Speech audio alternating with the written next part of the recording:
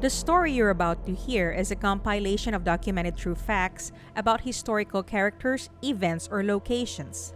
Please sit back and listen as I narrate this story to you. Leigh Calico was born on February 28, 1969. On September 20, 1988, she went missing near her home in Belen, New Mexico when she was a sophomore at the University of New Mexico. Tara left her house early that morning to go on her daily 34-mile bike ride. Her daily commute along New Mexico State Road 47 was the same. She took her usual route along Highway 47 on her neon pink Huffy bike with yellow control cables and sidewalls. Her mother, Doel, was familiar with it because the two of them frequently traveled it together. A recent incident in which a car drove aggressively close to Patty, repeatedly passing her, had made her nervous and less inclined to ride, so she had been skipping the rides lately. Tara, on the other hand, cheerfully refused her mother's suggestion that she carry mace. It was the same sunny stretch she'd been riding for years, and nothing had ever gone wrong. Tara joked to her mother as she walked out the door that if she didn't show up by noon, she should come looking for her. She was determined to keep her 12:30 tennis date with her boyfriend. Tara never returned home that afternoon. Patty drove up and down their bike path looking for her daughter, and when she couldn't find her, she called the cops. They organized a search party, but neither Tara nor her bike were found, and no one who was questioned witnessed any kind of accident or abduction. A few people remembered seeing Tara on the road, and one or two remembered a light-colored pickup truck that they suspected was riding alongside the cyclist. About 100 yards off Highway 47, police discovered Tara's Walkman and a cassette tape. Footprints on the ground led to the location of a scuffle where the Walkman was discovered. Bike tracks, possibly hers, were discovered nearby, as well as tire tracks and an oil slick from a vehicle. Patty would later come to believe that the items were broken and dropped on purpose as part of her daughter's effort to leave a trail. Tara and her pink bike, however, were not found. In the absence of compelling evidence of wrongdoing, police began questioning John and Patty about Tara's home life. Was their daughter content? Did she ever mention traveling? They suspected Tara, who was 19 years old at that time, had run away from home, which her family vehemently denied, describing Tara as a cheerful girl full of enthusiasm. Patty Doel and her husband John did not hear anything. There was no further evidence provided. Tara had simply disappeared. On June 15, 1989, nearly 9 months after Tara vanished, a mysterious Polaroid photograph was discovered in a convenience store parking lot in Port St. Joe, Florida, nearly 1,500 miles from where Tara vanished. The disturbing image depicted a teenage girl and a young boy lying on sheets and a pillow. Both appear to be bound and have duct tape over their mouths. The woman who discovered the photograph immediately called the police, explaining that a white Toyota van had been parked in the area just before she arrived. The driver was a mustached man in his 30s. Police set up a roadblock to intercept the vehicle, but they were unable to locate it or its driver. When it was shown to the television show America's Most Wanted, the Polaroid gained national attention. In July, the photo was shown on A Current Affair, and Doel was contacted by friends who saw the show and thought the woman looked like Tara. Relatives of Michael Henley, also of New Mexico, who went missing in April 1988, saw the episode and said they believed he was the boy in the photo. Both Doel and Henley's parents met with the investigators and had the Polaroid examined. Doel claimed to be convinced it was Tara. She also noticed a scar on the woman's leg that matched one Tara had received in a car accident. A paperback copy of V.C. Andrews' My Sweet Audrina, one of Tara's favorite books, can also be seen lying next to the woman. Scotland Yard examined the photograph and concluded that the woman was Calico, but the Los Alamos National Laboratory disagreed. The FBI's examination of the photograph was inconclusive. The photograph had been taken recently, according to all parties. The Polaroid could not have been taken later than May of that year because the stock on which it was developed was not previously available. But the authorities had nothing else. Tara's case was widely publicized on television shows such as A Current Affair, Unsolved Mysteries, and America's Most Wanted. It's also been featured on the Oprah Winfrey Show and 48 Hours. Henley's mother stated that she was almost certain the Polaroid was of Michael. The identification of the boy in the photograph as Henley is considered highly unlikely.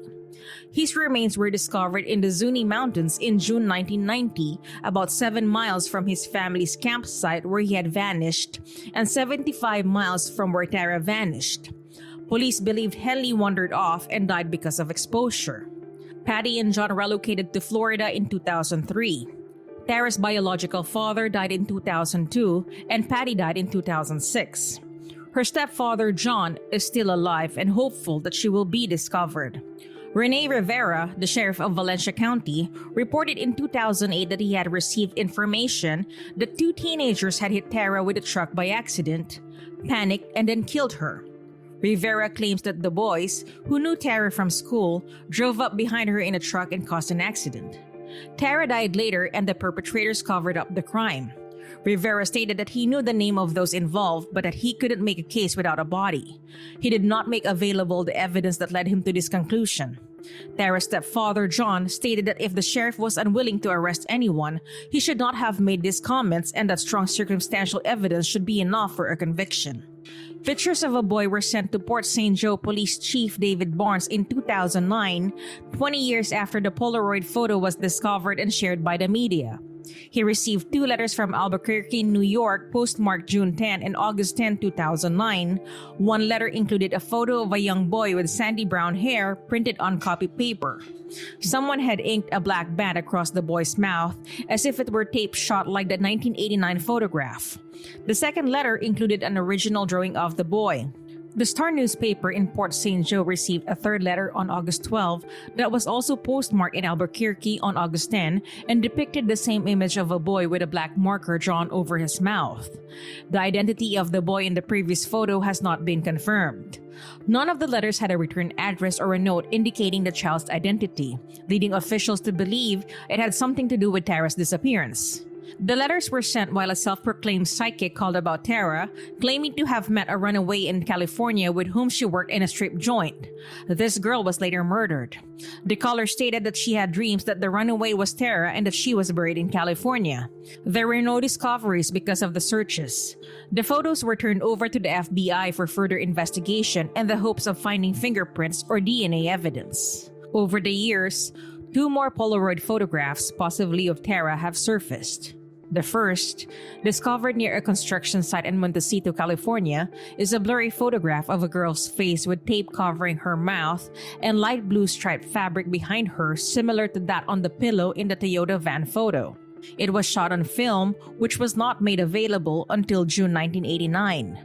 The second depicts a woman loosely bound in gauze, her eyes covered with more gauze and large black frame glasses on an Amtrak train with a male passenger beside her.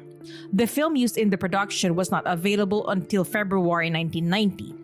Tara's mother thought the first one was Tara, but the second could have been a joke. According to her sister, they bore an unsettling resemblance. As for me, I'm not ruling them out. However, keep in mind that our family had to identify many other photographs and all but those 3 were ruled out. In 2013, a man named Henry Brown confessed to police on his deathbed. He claimed to have been in the basement of a man named Lawrence Romero Jr. shortly after her disappearance. He noticed what appeared to be a young woman's body wrapped in a blue tarp and buried in a makeshift grave while he was there. Romero, Dave Silva, and another man with red hair informed Henry that the body belonged to Tara. They claimed that on the day of her disappearance, they were in a truck with a man named Leroy Chavez when they noticed her riding her bike. They accidentally hit her with their truck and abducted her while trying to get her attention. They kidnapped her and then raped her in a gravel pit. When Tara threatened to call the cops, Romero stabbed her to death while Silva, Chavez, and a third man restrained her. Initially, they hid her body in a nearby bush. However, as the search for her began, her body was moved to the basement. They threatened to kill Henry if he went to the police, according to Henry. He also claimed that they got away with it because Romero's father, Sheriff Lawrence Romero Sr., was in charge at the time. He and the other man's parents are also accused of aiding in the cover-up. He apparently discovered and destroyed a note written by Romero Jr. confessing to Tara's murder. In addition, Henry told investigators that he believed the man later disposed of Tara's body in a pond near one of their homes. He also claimed that her bike had been discarded in a junkyard. Another man came forward to tell police that one of the suspects had also confessed to him. In 1991, Romero Jr. committed suicide. Despite the testimony of the witnesses, no charges have been filed against the other suspects because Tara's body was never found. A 6-person task force was formed in October to reinvestigate Tara's disappearance. As of 2017, no arrests had been made and the investigation was still ongoing. Melinda Escobar, a friend of Tara's, started her own investigation into the case along with Tara's sister Michelle. They're making a documentary about it right now. The FBI announced on October 1, 2019 that they are offering a reward of up to $20,000 for precise details leading to Tara Leigh Calico's identification or location, as well as information leading to the arrest and conviction of those responsible for her disappearance. The Valencia County Sheriff's Office and the New Mexico State Police issued a statement in September 2021 stating that they have a new lead in the case and that the focus of a sealed warrant for an unknown private residence located within Valencia County has been issued. However, no further details were provided. As of 2022, no arrests have been made and the case remains open. Hey everyone! I just wanted to express how grateful I am that you took time out of your day to listen to my narration. This is Nikki of Twysted Mind, and I'd like to wish you a wonderful rest of your day. Salamat!